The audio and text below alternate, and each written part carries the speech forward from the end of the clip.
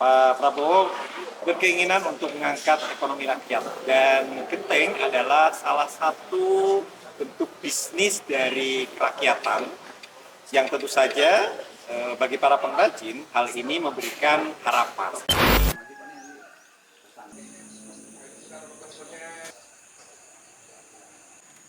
Bismillahirrahmanirrahim.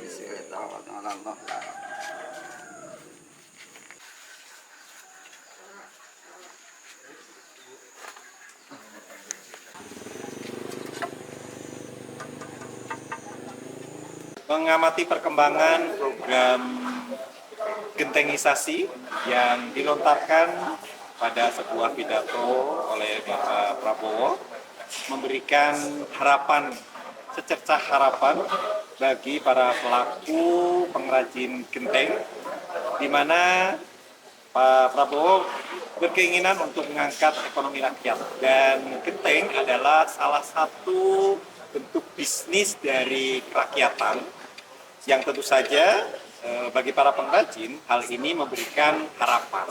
Jangan sampai niat baik dari pemerintah ini hilang dan diambil oleh para korporat besar, gitu ya.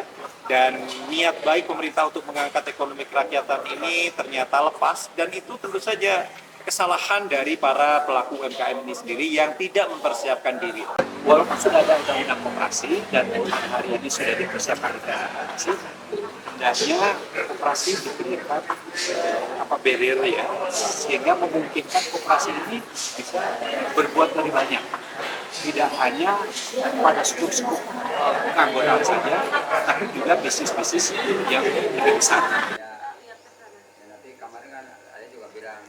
Menteri Keuangan Purbayayudi Sadewa mengklarifikasi spekulasi mengenai besarnya anggaran program gentengisasi atau penggantian atap seng ke genteng tanah liat yang digagas pemerintah. Purbaya menyebut kebutuhan dana untuk program tersebut relatif kecil dan masih berada dalam batas yang terkendali. Estimasi besar yang beredar di masyarakat selama ini merupakan hasil perhitungan kasar. Padahal, sasaran program ini sangat spesifik dan hanya mencakup sebagian rumah yang masih menggunakan seng. Purbaya memperkirakan, dana yang dibutuhkan di bawah 1 triliun rupiah. Nantinya pemerintah akan melakukan kurasi terhadap rumah yang benar-benar memerlukan penggantian. Hal inilah yang membuat realisasi anggaran diprediksi jauh lebih kecil dibandingkan perkiraan publik. Terkait sumber dana, Purbaya menyebut pemerintah memiliki fleksibilitas fiskal. Dia tidak menampik adanya kemungkinan pemanfaatan cadangan negara atau pengalihan dari pos lain yang memungkinkan. Salah satunya dari program makan bergizi gratis. Kalau saya naik ke Hambalang, spanduk. Ayam goreng, pesen 1, dapat 1 free.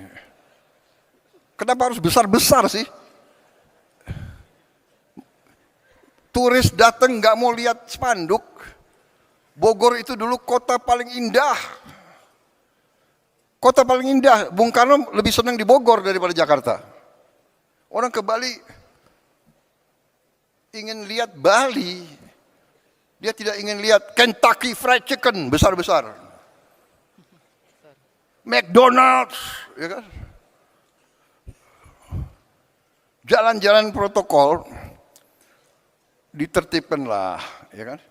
Ajak bicara baik-baik. Kita tidak bermimpi kita mau hidup seperti Norwegia atau Kanada, atau kita hanya mau supaya semua rakyat kita hidup, kualitas hidupnya baik.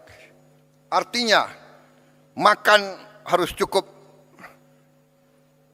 sehat, kesehatannya harus dijamin. Anak-anaknya harus sekolah dengan baik, dia punya penghasilan yang cukup. Fondasi pertama kita, mau tidak mau, suka tidak suka, kita harus swasembada pangan. Swasembada pangan. Tidak ada alternatif. Kalau kita mau merdeka, kalau kita mau sejahtera, kita harus jamin produksi pangan. Sehingga pangan bisa dinikmati oleh seluruh rakyat kita. swasembada energi. Harus. Nanti ada kelompok, apa bisa? Bisa. Kita sudah hitung. Kita punya kelebihan-kelebihan luar biasa.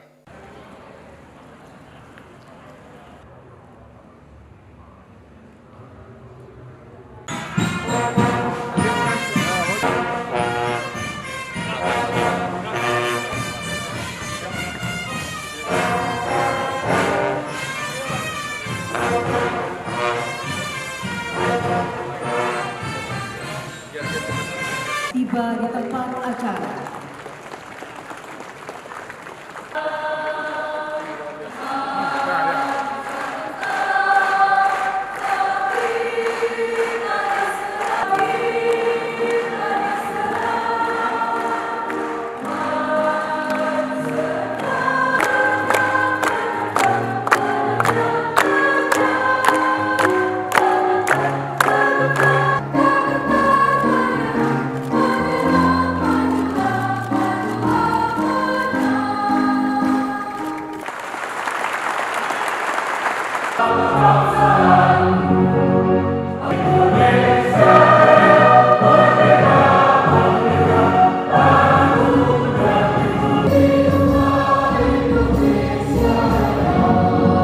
Kekayaan kita sangat-sangat banyak.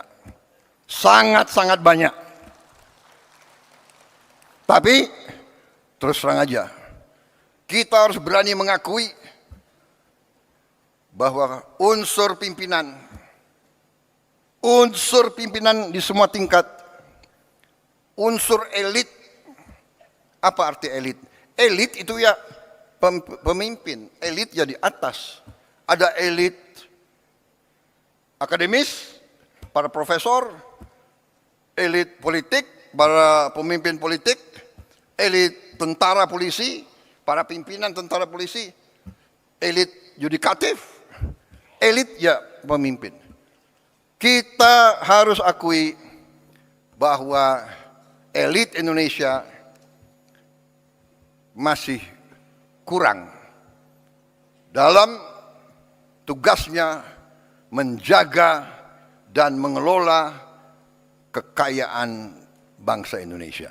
Mari kita bertekad untuk menyelamatkan, menjaga, dan mengelola kekayaan alam kita untuk sebesar-besarnya kepentingan rakyat kita. Saya menggugah, saya mengajak, mari saudara-saudara, kita bersatu. Tidak ada urusan saudara berasal dari partai mana. Jangan kita terlibat dalam apa itu? Dalam sekat-sekat yang timbul karena sejarah.